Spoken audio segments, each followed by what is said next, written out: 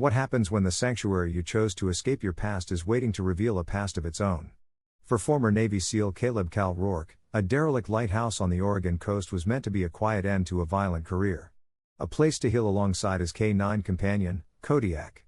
But the stone walls held a secret that refused to stay buried. A unit of soldiers erased from history. A betrayal left to fester for 100 years. Now the whispers of the forgotten are calling his name, and his final mission has just begun. The Portland rain fell in a relentless, gray sheet, blurring the neon lights into long, weeping streaks across the wet asphalt. For Cal Rourke, the sound was a constant, low static that did little to drown out the louder silence inside his own head. He moved through the city's crowded sidewalks, a ghost among the living. People flowed around him, a current of umbrellas, hurried footsteps, and averted eyes, none of them truly seeing the man in their midst. Cal Rourke was a man made of sharp angles and a quiet intensity, his 6'3" frame carrying the coiled, efficient muscle of a predator. But his eyes, a startling, deep-set blue, held a hollow stillness where a fire had once burned. He was a former Navy SEAL, a weapon forged in sand and fire, now holstered in a world that had no more wars for him to fight. At his side, moving with the fluid grace of a shadow, was Kodiak. The big German shepherd's thick, sable coat repelled the damp city chill. A faint, silver scar cut across his broad muzzle, a testament to a life lived on the edge. Like his handler, he was no pet.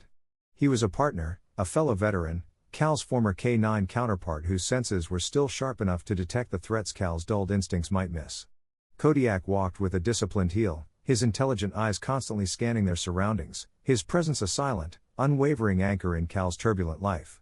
Together, they were an island of military precision in a sea of civilian chaos. They walked without a destination.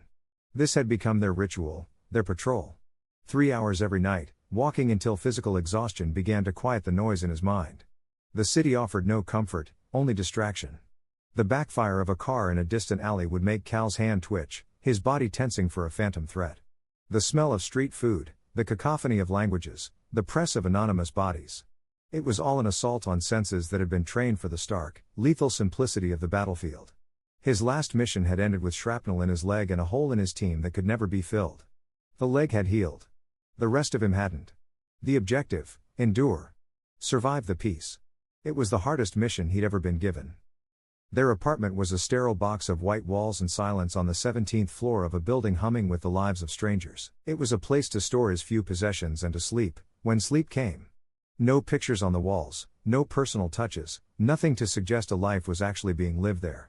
It was a forward operating base, a temporary holdout against the world.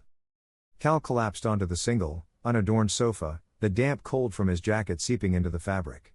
He stared at the blank television screen, seeing nothing. The ghosts were always louder in the quiet. The faces of his fallen teammates, the echo of their last radio calls, the weight of being the one who walked away. Kodiak, ever vigilant, sensed the shift in the room's atmosphere. He saw the tension in Cal's jaw, the distant look in his eyes. The big dog moved from his post by the door, his claws making a soft clicking sound on the polished floors. He rested his heavy head on Cal's knee, a firm, reassuring pressure. He didn't whine or demand attention. It was a simple, profound statement. I am here. You are not alone. Cal's hand came up automatically, his fingers sinking into the thick fur behind Kodiak's ears. The dog's steady, rhythmic breathing was a metronome that pulled him back from the edge, back from the precipice of memory. Yeah, I know, buddy, Cal whispered, his voice rough from disuse. He owed his sanity, what was left of it, to this animal. In the field, they had trusted each other with their lives. Here, in the quiet war of peacetime, Cal trusted him with his soul. He reached for his laptop, another nightly ritual of distraction. He scrolled through news sites, gear reviews, anything to occupy his mind. The endless stream of information was just noise, pixels on a screen. But tonight, as he idly scrolled through real estate listings in far-flung corners of the country, something broke through the static. Kodiak, sensing the change in his handler's focus, lifted his head and let out a low, soft rumble from his chest, nudging Cal's hand with his nose as if to say, "Look closer." Cal's eyes locked on a single, grainy photograph. It wasn't of a house. It was a bastion. A grim, defiant stonekeeper's house perched on a rocky headland. Beside it, a tall white lighthouse stood like a solitary sentinel against a gray, turbulent sky. The description was brief. Deception Point Lighthouse property, Point Deception, Oregon. Full restoration needed. Sold as is. The price was so low it had to be a mistake. It was less than the cost of a used truck. He clicked through the few other photos. They showed boarded up windows, a roof that sagged in the middle, and thick, sea-stained granite walls that looked as if they were hewn from the cliffs themselves. It was isolated, battered, and forgotten. It was perfect. It wasn't a home. It was an outpost. A defensible position against the world. It was a mission. The idea rooted itself with the sudden, absolute clarity of a tactical decision made under fire: rebuild a ruin, restore a forgotten light. It was a purpose, tangible and real, something he could put his hands on, something that would fight back, something that wouldn't crumble under the weight of his grief. He looked down at Kodiak, who was watching him with an unnerving intelligence, as if he understood the gravity of the moment. Cal could almost see the wild, windswept coast reflected in the dog's dark eyes. A place of salt and wind and solitude. A place where the only sound would be the roar of the ocean and the cry of gulls. A place where the silence might finally feel like peace instead of an absence. With Kodiak resting at his feet, a silent vote of confidence, Cal Rourke moved the cursor over the Buy Now button. A single click, a single, decisive action. Mission accepted. He hoped, with a desperation that startled him, that in rebuilding the ruin, he might finally find the pieces to rebuild himself. The drive west was a journey back in time. Civilization fell away with every mile. The multi-lane freeways of the city tapered into two-lane country roads, and finally, a single, cracked ribbon of asphalt that clung to the rugged Oregon coastline. The GPS had given up an hour ago, surrendering to the dense forests of pine and fir that crowded the road and seemed to swallow the satellite signal whole. Cal drove his used Ford pickup with the windows down, letting the air, thick with salt and secrets, fill the cab. Kodiak sat in the passenger seat, head high, his nose twitching as he processed a million new scents. They rolled into Point Deception under a sky the color of old pewter. It was less a town and more a collection of gray, salt-scoured buildings huddled around a grim little harbor where the bare masts of fishing boats rocked in the uneasy water. The silence was heavier than the fog that was beginning to creep in from the sea. The windows on the clapboard houses watched them pass like vacant eyes, but Cal had the distinct feeling of being watched. He'd learned to trust that feeling during his years in hostile territory. He parked in front of a building with a faded sign that read Miller's Mercantile. He needed basics: lanterns, oil, canned goods, coffee. The essentials to establish a foothold. As he stepped inside, a small bell over the door announced his arrival with a jarring jangle. The air inside smelled of sawdust, coffee grounds, and the faint, ever-present scent of brine. Behind the counter was a young man, couldn't have been more than 20, but with the tired, wary eyes of someone much older. He was Leo, a name Cal read off the small, hand-carved nameplate on the counter. Leo was thin and wiry with a shock of dark hair that fell over his forehead. He watched Cal approach with a look that was neutral, almost bored. "Passing through?" Leo asked, his voice flat. "Moving in," Cal replied, setting a heavy-duty lantern on the counter. "Out at the Deception Point property." The change was subtle, but immediate. Leo's shoulders tensed. The boredom in his eyes sharpened into something else, a weary, calculating assessment. He said nothing, simply rang up the items with a new, deliberate slowness. When Cal paid, Leo pushed the receipt toward him and finally spoke, his voice low. "Nobody's lived out at that lighthouse in 50 years. That place has a habit of spitting people out." "I'm not easily spat out," Cal said, his voice even. Leo just gave a humorless twitch of a smile and turned away to restock a shelf. The conversation was clearly over. Outside, the fog was thicker, a cold, damp blanket that muffled all sound. An old man sat on a bench near the store, mending a fishing net with gnarled, powerful hands. His face was a wrinkled roadmap of a long, hard life on the water. His eyes, a pale, faded blue, seemed to look right through Cal. This was Gus, a man who looked as much a part of Point Deception as the granite cliffs themselves. As Cal loaded the supplies into his truck, the old man spoke without looking up from his work. "You're the one bought the lighthouse." It wasn't a question. "I am," Cal confirmed, leaning against the side of his truck. Gus stopped his mending, finally raising his head. "That place. It holds on to things. Especially folks like you." "Folks like me? Soldiers?" "Never did like soldiers," Gus said, his voice as rough as shells dragged over wet sand. "You be careful. Some things are best left alone." He gave a final nod and returned to his net, leaving Cal with another unsettling piece of the puzzle. The drive out to the property was a fight against nature. The gravel track was almost completely reclaimed by overgrown vegetation, branches scraping and screeching along the sides of the truck. When he finally broke through into a clearing, he saw it. The house and lighthouse, silhouetted against the darkening sky, were even more imposing and desolate than in the photos. The stones of the keeper's house were dark with damp, and the lighthouse tower rose into the fog, its top completely obscured. The only sound was the eternal, grinding roar of the surf against the cliffs below. It was the sound of a world ending, over and over again. The first night was a tactical operation. Cal pried open the front door with a crowbar, the wood groaning in protest. The air that rushed out was cold and thick with the smell of rot, salt, and damp stone. He and Kodiak entered cautiously, their footsteps echoing in the vast main room. Motes of thick dust danced like insects in the beam of his flashlight. He set up a makeshift base camp, rolling out his sleeping bag on the floor, setting up the lantern, and opening a can of cold beans for dinner. Kodiak ate his own food with quiet focus but wouldn't settle, pacing the perimeter of the room, his ears pricked, a low, almost inaudible growl vibrating in his chest. As night fell completely, the storm rolled in. The wind shrieked and moaned through the cracked window panes, and the house groaned under the assault. Rain lashed the stone walls like thrown gravel. To Cal, it was just noise, the protest of an old structure against the elements. He was a man of logic, a man who dealt in tangible threats. He wasn't afraid of a drafty house. "It's just the storm, buddy. Settle down," he said to Kodiak, who was now standing rigid, staring intently at the far wall, the one that faced the lighthouse. But Kodiak wasn't a dog that spooked easily. He'd stood his ground through gunfire and explosions without flinching. Cal knew with a certainty that chilled him more than the cold air that his partner was sensing something real. Kodiak let out a soft whine and padded toward the heavy wooden door that presumably led outside toward the lighthouse. He scratched at it lightly, then looked back at Cal, his eyes wide and urgent. That's when Cal finally dismissed his assumptions and put his full trust in his partner. He killed the lantern, plunging the room into near total darkness, lit only by the occasional flashes of lightning. He moved to the door and knelt beside Kodiak, pressing his ear to the cold, damp wood. At first, all he heard was the storm, the chaos of the wind, the percussive crash of the waves, but he closed his eyes and focused, using the listening skills honed over years of silent patrols. He filtered out the roar, listening to the spaces between the sounds. And then he heard it, faint, but undeniable. A rhythmic, metallic tapping.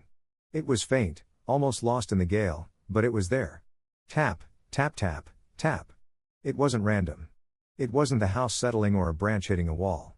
It was a pattern, a signal, and it was coming from inside the lighthouse. The morning broke in a salt-scrubbed silence. The storm had passed as violently as it had arrived, leaving a world washed clean and glittering under a weak sun. Cal stood in the doorway of the keeper's house, a mug of steaming black coffee in hand, and surveyed his new territory. The tapping from the lighthouse was gone. He'd listened for it until dawn, but the only sounds were the ocean's rhythmic crash and sigh, an eternal, ageless heartbeat. A part of him, the logical, trained part, tried to dismiss the signal as a product of the storm, a loose shutter, a piece of metal banging in the wind. But the other part, the instinct that had kept him alive in places where logic failed, knew the rhythmic precision he had heard was not the work of chance. He clenched his jaw and took a bitter sip of coffee. Speculation was useless without intelligence. Today, the real work began. He wasn't just a homeowner clearing his yard. He was a soldier securing a new position. He and Kodiak began a systematic sweep of the property's perimeter. Cal worked with methodical efficiency, clearing fallen branches, pulling thick, thorny vines from the stone walls, and assessing the structural integrity of the house. He was mapping the terrain, learning its strengths and weaknesses, just as he would before any mission. It was Kodiak who made the first discovery. As Cal was working to clear the foundation on the north side of the house, the side that faced the open ocean, Kodiak, who had been scouting ahead, froze. He went perfectly still, his body rigid, his nose pressed against one of the massive granite foundation stones. A low moan escaped his throat. He looked back at Cal, then back at the stone, his posture unwavering. Cal put his tools down and walked over. In their years together, he had come to recognize this specific behavior. It was Kodiak's signal for something hidden, something out of place. It was the same stance he took just before identifying an eyed. "What is it, buddy? What do you smell?" Cal murmured, running his hand over the cold, damp stone. At first he saw nothing but lichen and the grime of decades. But trusting his partner, he took out a stiff bristled brush and began scrubbing the area where Kodiak was focused. As the layers of green and black grime fell away, a shape began to emerge. It was a carving, crude and deep, etched into the granite with what must have been desperate patience. It was a symbol he vaguely recognized, a variation of an old naval insignia, but it had been altered. A sharp, single line was carved through its center like a cancellation. He moved along the foundation, following Kodiak, who was now moving with a renewed purpose, stopping every 10 or 15 feet to indicate another spot. At each one, Cal scrubbed away the grime to find another symbol. They were all similar, old, non-standard military markings, each one deliberately defaced with an extra line, a cross, or a circle. They were warnings, or perhaps boundary markers. The old fisherman's words echoed in his mind. That place. It never did like soldiers. Here was the proof. Soldiers had been here, and they had left a message, a secret history written in stone. This property wasn't just abandoned. It had been decommissioned in a way that was never meant to be recorded. The next few days passed in a routine of hard, physical labor. Cal and Kodiak worked from sunup to sundown, clearing the overgrown path, securing the loose shutters, and patching the worst of the leaks in the roof. But the mystery of the carvings and the phantom signal from the lighthouse gnawed at him. The work was a welcome distraction, a way for him to burn off his restless energy. But with every stone he moved, he felt like he was only scratching the surface of a much deeper secret. Then the second storm came. This one didn't arrive with a slow buildup of clouds. It attacked. The sky turned a bruised, blackish purple in the middle of the afternoon. The wind didn't just howl, it screamed, a physical force that made the granite house tremble. Cal and Kodiak were forced inside as the ocean threw itself against the cliffs with a rage that seemed personal and malicious. For 36 hours, they were prisoners in the stone house. The world outside was reduced to a terrifying chaos of wind and water. The rhythmic tapping didn't return, but the whole house had become an instrument for the storm's violent percussion. On the second morning, the wind finally eased into a steady, mournful gale. Cal opened the door to a scene of total devastation. The landscape had been savaged. Ancient, stunted pines had been snapped in two. But the most significant damage was to the old sea wall, a low barrier of stacked stones that ran along the edge of the cliff. A large section of it had collapsed, leaving a huge pile of rock and churned up earth. As Cal began to assess the damage, Kodiak, who had been uncharacteristically quiet, suddenly came alive. He bounded toward the wreckage of the sea wall, his nose to the ground. He clambered over the broken stones, sniffing intently until he stopped at a particular spot. He began to bark, a sharp, urgent sound that cut through the wind. Then he began to dig, his powerful paws throwing dirt and smaller rocks. He was frantic, obsessed. Kodiak, easy, Cal called, carefully making his way over the treacherous rubble. But the dog ignored him, digging with a single-minded, desperate focus. This was no dead seagull. This was a major find. Cal grabbed a solid piece of driftwood for a lever and a flat rock for a shovel and joined the effort. He worked beside his partner, clearing the larger stones Kodiak couldn't move. The earth here felt different, softer. After 20 minutes of exhausting work, his makeshift shovel hit something that wasn't rock. It made a low, metallic thud. His heart hammered in his chest. He slowly, methodically, cleared the rest of the soil. An object began to take shape. It was dark, rusted, and man-made. First, he uncovered a straight edge, then a corner, then a massive hinge as thick as his wrist. He and Kodiak worked in tandem, clearing the last of the debris until the entire object was exposed. It was a hatch door, square, made of thick, riveted iron with a large, rusted wheel for a handle. It was set flush into the bedrock, a door to a place that had been deliberately buried and never meant to be found. The wheel on the iron hatch was rusted solid, fused to its frame by half a century of salt and water. For 2 hours, Cal fought with it. He used the leverage of his crowbar, poured the penetrating oil he'd brought from the truck into the mechanism, and beat on it with the back of a small axe. It was a battle of will against time, a test of strength and ingenuity. Kodiak watched from a safe distance, a silent, attentive observer, his head cocked as his handler grunted and strained against the unyielding metal. Finally, with one last desperate heave on the crowbar, something inside the mechanism gave way with a loud crack that echoed across the clearing. The wheel groaned, then turned a painful inch at a time. With a final, piercing shriek of protesting metal, the hatch was unlocked. Cal lifted the heavy iron door. A blast of cold, stagnant air hit him, the smell of a buried time. It smelled of damp concrete, mildew, oil, and something else. The faint, metallic scent of ozone, as if from a powerful electrical discharge that had happened long ago. He shone his flashlight into the darkness below. A steep iron ladder led down into blackness. "Stay," he commanded Kodiak, his voice low. He swung himself over the edge and began the descent, the rungs cold and slick beneath his hands. He landed softly on a concrete floor. The air was dead, heavy and still, a tomb dedicated to a forgotten war. He swept his flashlight in a slow, 360-degree arc. He was in a small, square room, its walls bare concrete and weeping with moisture. In the center of the room was a heavy wooden table. On it, a large map was spread out, its corners held down by rusted tools. Along one wall, a communications radio sat silent, its dials frozen, its microphone resting in its cradle. Along another, empty gun racks were bolted to the wall. This wasn't a cellar for wine or provisions. This was a command post, a bunker.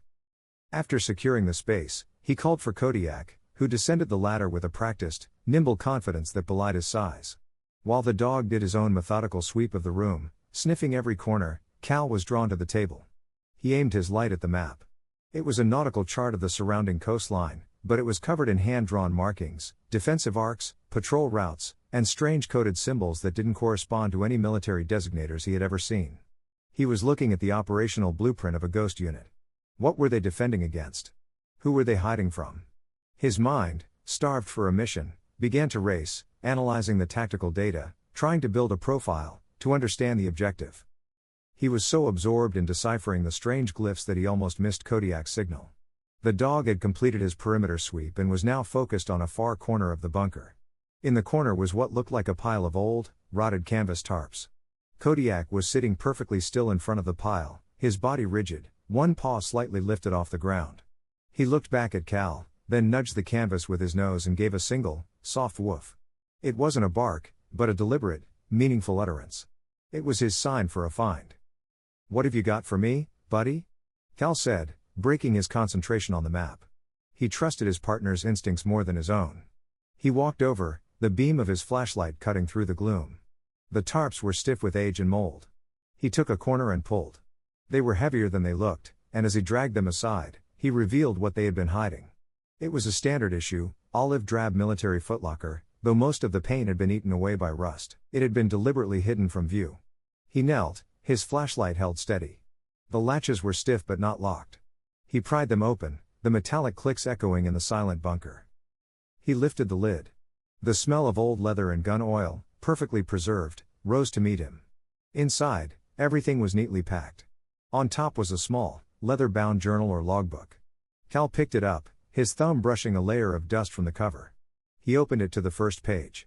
There, written in neat, disciplined cursive, was a name that hit Cal like a physical blow. Samuel Rourke. His great-grandfather, the man his family said had died in a training accident. The man who was just a faded photograph on his grandmother's mantel. He had been here. He had lived in this place. 100 questions exploded in Cal's mind, each one erasing a piece of the simple history he had been told. He carefully set the logbook aside, his hand trembling slightly. Beneath it was a framed photograph, the glass cracked but intact. He held it up in the beam of his flashlight. It was a picture of a dozen young men in old, non-standard military gear posing in front of the stone house he now owned. They were trying to look tough for the camera, but their eyes held a deep weariness, a haunted look he recognized from the faces of his own teammates. And in the middle of the front row was a younger version of the man from his grandmother's photo. His jaw was set, his eyes the same startling blue as Cal's. Samuel Rourke. He looked back in the chest. There was one more item, a single folded document tucked into a sleeve on the underside of the lid. It looked official. He unfolded the crisp paper. At the top, in clear, typewritten letters, was a heading, Project Cerberus, Active Roster. Beneath it was the list of names of the men in the photo. Samuel Rourke's name was among them. Project Cerberus. He said the name aloud, his voice a hoarse whisper that the dead air of the bunker seemed to swallow instantly. The mystery finally had a name, and now it was his. Cal spent the rest of the day in the cold, damp air of the bunker, poring over the contents of the footlocker. The photograph of the dozen weary soldiers he now had propped against a lantern. The Project Cerberus active roster he laid beside it. But his focus was on the logbook. He read Samuel Rourke's entries by the flickering lamplight. The words of his great-grandfather reached him across a century of silence. The early entries were mundane, filled with the clipped, professional observations of a soldier. They detailed the unit's arrival in point deception, the secrecy of their assignment, and the back-breaking work of fortifying the lighthouse and house. But as the entries progressed, the tone began to shift. Samuel wrote of their isolation, of the strange orders that came over the radio that made little tactical sense. He wrote of the townspeople, how they were forbidden from interacting with them, how they were treated with a mixture of fear and suspicion. Then came the first mention of the tapping. October 17th. The tapping has started again. Everyone's on edge. Command is silent. We are watching the water, but I fear the real threat is not what's in it. The entries grew more sporadic after that, the handwriting more scrawled. And then, 2/3 of the way through the book, it stopped cold. The remaining pages were blank. No final entry, no explanation, just an abrupt, unnerving silence. He'd hit a dead end. The bunker and the journal had given him the what and the who, but not the why. The answer, if there was one, was in town. The next morning, under a bruised, overcast sky, Cal and Kodiak drove back to Point Deception. He felt the same watching eyes as before, but this time he had a mission. He parked in front of a small, severe-looking brick building with a sign that read Point Deception Library and Historical Society. He ordered Kodiak to stay, and the dog dutifully lay down in the truck bed, watchful and patient. The library was a single large room that smelled of old paper, lemon wax, and time itself. Towering, dark oak shelves were filled with books whose spines were cracked with age. Behind a large circulation desk sat a woman who seemed as much a part of the library as the books. Her hair was the color of sea foam, pulled back in a tight, neat bun, and her posture was as straight and uncompromising as the oak shelves. Sharp, intelligent eyes watched him from behind silver-rimmed glasses. This was Martha, the town librarian, and its unofficial keeper of memory. "Can I help you?" she asked. Her voice wasn't unkind, but it was crisp and offered no invitation for small talk. "I hope so," Cal said, approaching the desk. "My name is Caleb Rourke. I'm the new owner of the Deception Point property. I was hoping to find some historical information about the place, old records, deeds, anything you might have." Her eyes sharpened. "The lighthouse," she corrected him quietly. "We call it the lighthouse." She folded her hands, her eyes never leaving his. "What kind of history interests a man like you, Mr. Rourke?" The question hung in the air, heavy with unspoken meaning. She wasn't just asking about his research. She was asking about his intent. "Military history, specifically," Cal said, deciding a direct approach was best. "Around the First World War." A curtain seemed to drop behind her eyes. "All of our public records are in the local history section over there," she said, gesturing vaguely toward a corner of the library. "You are free to look through them." It was a clear dismissal. She turned her attention back to a large leather-bound book on her desk, effectively ending the conversation. Cal spent a fruitless hour in the public section, finding nothing more than fishing records and town council minutes. He was being stonewalled. Defeated for the moment, he stepped back out into the gray afternoon. Kodiak lifted his head, his tail giving a single, slow thump against the truck bed. As Cal leaned against the tailgate, gathering his thoughts, a small child, a girl of about 5, toddled away from her mother and approached the truck, fascinated by the big dog. Cal tensed, but before he could say anything, Kodiak simply lowered his head, his intimidating form going completely soft. He allowed the little girl to pat his broad nose, and he responded with a gentle lick to her hand that sent her into a fit of giggles. The mother hurried over, apologizing, but Cal just smiled. "It's okay. He's gentle." He didn't know that Martha was watching the entire exchange from the library's large picture window. She saw the intimidating stranger, the man she had pegged as trouble, break into a genuine, unguarded smile. She saw the huge dog, a creature that could be a weapon, exhibit nothing but gentle patience. She saw the quiet, respectful way Cal spoke to the mother and the gentle hand he placed on Kodiak's head after they left. She saw the bond between them, a silent partnership built on mutual trust and respect. As Cal turned to get back in his truck, ready to leave, the library door opened. "Mr. Rourke," Martha's voice called out, softer this time. "Perhaps I was a bit hasty. There are some other materials in the archives. They aren't open to the public, but given your connection to the property, an exception might be made." Hope flickered in his chest. He followed her inside, this time to a heavy oak door behind her desk. She unlocked it, leading him into a small, climate-controlled room filled with flat file drawers, old boxes, and a bulky microfilm machine. "The town's memory is in here," she said, her voice low. "Some memories are heavier than others." For the next 3 hours, with Martha's expert guidance, Cal dug in. She showed him how to thread the microfilm, how to navigate the brittle pages of old town ledgers. And piece by piece, the fragments of the truth began to emerge. They found supply requisitions from the military, dated 1918, for massive quantities of fuel, concrete, and copper wire to be delivered to the lighthouse for a coastal survey project. They found a bland article in the Point Deception Gazette from the following year stating that the survey unit had completed its work and had been honorably discharged. No mention of names, no roster of soldiers. Then Martha found something else, the private journal of the town pastor from that year. In tiny, cramped script, he had written a cryptic entry, November 4, 1919. A terrible silence from the lighthouse. Officials from the city have arrived. They speak of a quarantine, a gas leak. They have told us to forget what we have seen. May God have mercy on those poor souls. A quarantine, a cover-up. The unit didn't just leave.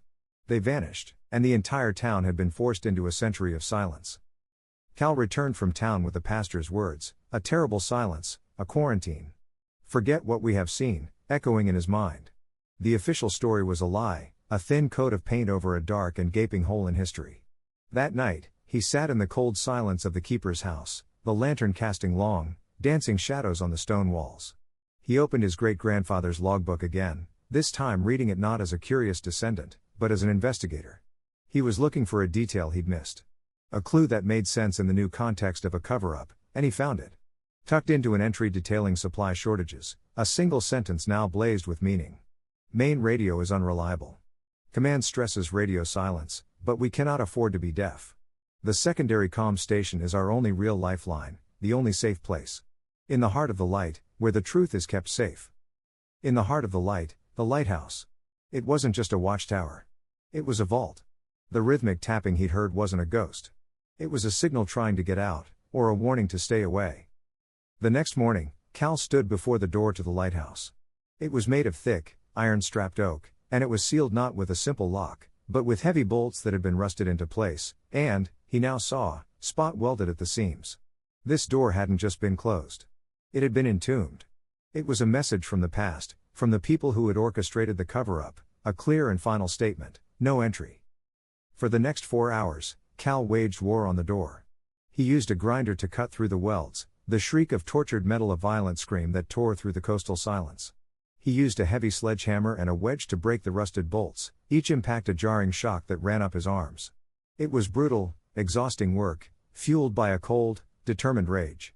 He wasn't just breaking down a door. He was breaking a century of enforced silence. With a final, cracking groan, the door swung inward into blackness.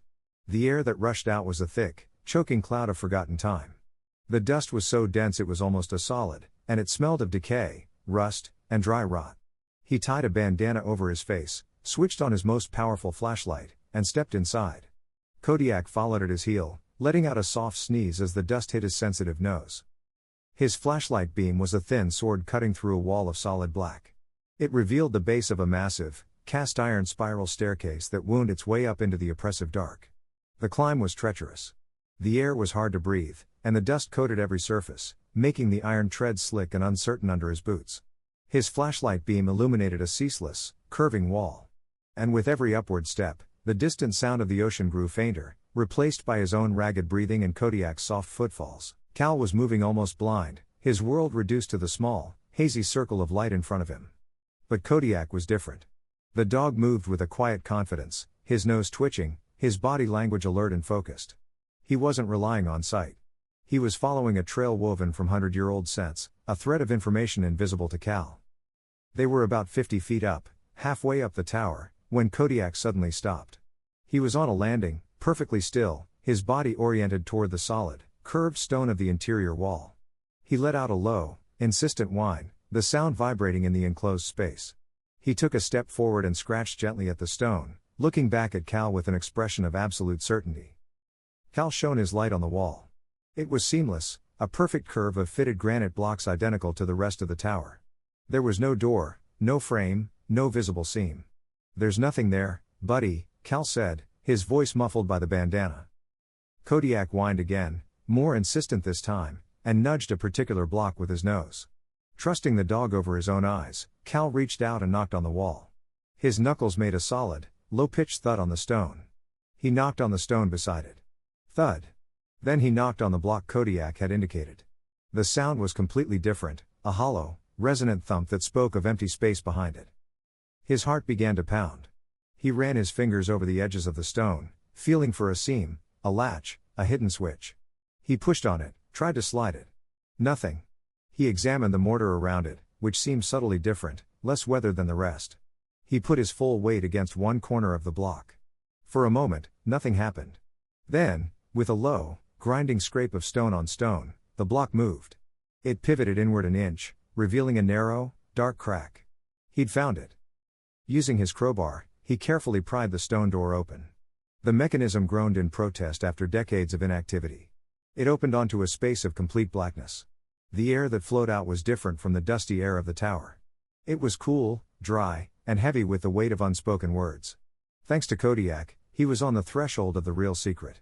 He was at the door to the heart of the light. Cal stepped through the threshold, moving from the dusty chaos of the tower into a pocket of preserved silence. The hidden communications room was a sanctuary, a time capsule. The air was cool and still, free of the oppressive dust, smelling faintly of the cedar from the wooden desk and the residual ozone of old electronics. It had been sealed not just to hide it, but to protect it. A single wooden chair sat before a large, sophisticated radio set, its brass dials gleaming dully in his flashlight beam. But it was the far wall that commanded his attention. Tacked to the stone was a large, faded piece of sailcloth. At the top, in bold black ink, was a heading, "The Unforgotten." Beneath, in neat columns, were the names of the 12 soldiers from the photograph. Resting on the desk, dead center, was a heavy, waterproof tin box. It was sealed with wax, a last desperate measure to ensure its contents survived. Cal felt a tremor in his hands as he broke the seal and twisted the lid. Inside, rolled tightly, was a sheaf of papers. It was his great-grandfather's final report. He sat in the 100-year-old chair, Kodiak sinking to the floor at his feet with a soft sigh, and began to read. These were not the words of a soldier filing a routine report. They were the words of a witness, a survivor writing a testament. The truth was worse than any speculation. Project Cerberus was not a survey unit. They were an experimental acoustic listening post using groundbreaking technology to track a new class of German U-boats that had previously been undetectable. They were the nation's first line of defense against a phantom threat. But they were also, Samuel wrote, completely expendable. The betrayal had come from the top. An intelligence leak high in command had compromised their position. Fearing a national scandal if the advanced technology fell into enemy hands, a brutal decision was made. They chose to cauterize the wound. They fed the coordinates of an Allied destroyer to the U-boat, and they fed the location of the U-boat to the destroyer, placing the lighthouse directly in the crossfire. Then, to ensure there were no witnesses, they relayed false orders to the American destroyer, identifying the lighthouse as a rogue enemy transmitter. Project Cerberus was to be wiped off the map, sacrificed by their own side to bury a colossal failure. Samuel described the horrific final hours, the sky and sea erupting in flame, the confusion, the dawning horror of realizing the shells raining down on them were from their own ships. He had been one of the few survivors, wounded in the rubble when a special team arrived not to rescue, but to sanitize, to erase every trace of their existence. As Cal read the last lines, the world tilted. The concrete floor seemed to drop out from under him. This wasn't his great-grandfather's story anymore. It was the story of his own team in the mountains of Afghanistan, sent into an ambush by bad intelligence from a command post miles away, safe and unaccountable. It was the story of his friend Marcus bleeding out in his arms while promised air support was inexplicably called off. The same cold, calculating logic that had sacrificed a dozen men in 1919 had sacrificed his brothers 100 years later. The faces of the men in the photograph blurred into the faces of the men from his own unit, their ghosts mingling in the silent room. A raw, guttural sound ripped from his throat, a sound of such profound pain it felt like it was tearing him apart. He dropped the papers, his body racked with a storm of rage and grief he had held in check for years. He slid from the chair to his knees, his head in his hands, a century of lies crashing down on him. He wasn't just mourning for Samuel Rourke. He was mourning for all of them, for all the soldiers pushed into the shadows by men in clean uniforms. In that moment of absolute despair, he felt a steady, solid pressure at his side. Kodiak had risen, moved to him, and was now resting his heavy, warm head in his lap. The dog didn't whine or paw at him. He was simply present, a living, solid anchor in Cal's whirlwind of agony. Cal wrapped an arm around his partner's neck, burying his face in the thick fur, the ragged, broken breaths of a seal finally broken by grief muffled by the unwavering loyalty of his friend. That contact was a lifeline. It was the silent, profound comfort of one warrior standing watch for his brother, a wordless promise that he was not alone in the darkness. Slowly, the storm inside him began to subside, replaced by a cold, hard resolve. Kodiak hadn't saved him from his grief, but had given him the strength to stand under its weight. He rose to his feet, his movements now steady, purposeful. He looked at the sailcloth on the wall, at the roster of forgotten names. His mission was no longer to restore a house. It was to restore a legacy. He reached to his belt and unclipped the combat knife he always carried, the same one he'd carried on his last mission. The black, non-reflective blade felt familiar and right in his hand. He moved to the wall. Below the last name on the list, he found a small, empty space. With a steady hand, he pressed the tip of the modern steel blade into the ancient stone wall beside the sailcloth. The scraping of the knife was the only sound. It was not the act of a vandal, but of a successor. He wasn't defacing a memorial, he was signing on for duty. He carved the neat, precise letters of a soldier. He carved his own name, and beneath it, a single word that was both a description of his role and a solemn vow. Caleb Rourke. Witness. When Cal stepped out of the lighthouse, blinking in the daylight, he was a different man. The hollow stillness in his eyes had been replaced by a hard, clear fire. The ghost who had drifted through the city was gone, and in his place was a soldier with a mission. He took the logbook and the final report, leaving the tin box and the photo in the sealed room as they were, a memorial to be preserved. His first stop was the Point Deception Library. He laid the documents on the oak desk in front of Martha. She read them in a profound, uninterrupted silence, her face growing pale, her sharp eyes glistening with unshed tears for the boys this town had been forced to forget. When she finished, she looked at him, no longer as an outsider, but as an ally. "What you have found, Mr. Rourke," she said, her voice trembling slightly, "is a duty, and you will not have to bear it alone." And so an unlikely partnership began. Martha, with her mastery of genealogical records and historical archives, became the mission's intelligence officer. Cal, with his relentless determination and access to military networks, became its operator. For months, they chased ghosts. They went through the names on the unforgotten roster, tracking down families through faded census records, military archives, and old obituaries. It was a 100-year-old needle in a haystack, painstaking and often frustrating. But one by one, they found them: a phone call to a retired plumber in Ohio, a letter to a school teacher in California, a visit to a nursing home in Florida. With every family they contacted, they broke a century of silence, delivering a truth that was both devastating and profoundly healing. And as word of what Cal was doing spread, a slow change came over Point Deception itself. The suspicion in the eyes of the locals was replaced by a quiet, solemn respect. Leo, the young clerk at the mercantile, began leaving bags of groceries on the keeper's porch. Gus, the old fisherman, showed up one day with a crew of men and, without being asked, expertly helped Cal repair the collapsed sea wall. They didn't speak of the secret, but their actions were a form of apology. A town collectively making amends for the silence it had been forced to keep. Finally, the day of the ceremony arrived. It was a crisp, cool autumn evening. Cars from a dozen different states lined the narrow road to the lighthouse. Descendants of the lost soldiers, children, grandchildren, great-grandchildren, gathered at the base of the tower. Among them was Clara Bennett, the 87-year-old granddaughter of Samuel Rourke's second-in-command. A frail woman with her grandfather's clear, determined eyes, she clutched an old photograph of the young man she had only known as a name on a memorial wall for a training accident. She looked up at Cal, her eyes filled with a gratitude that needed no words.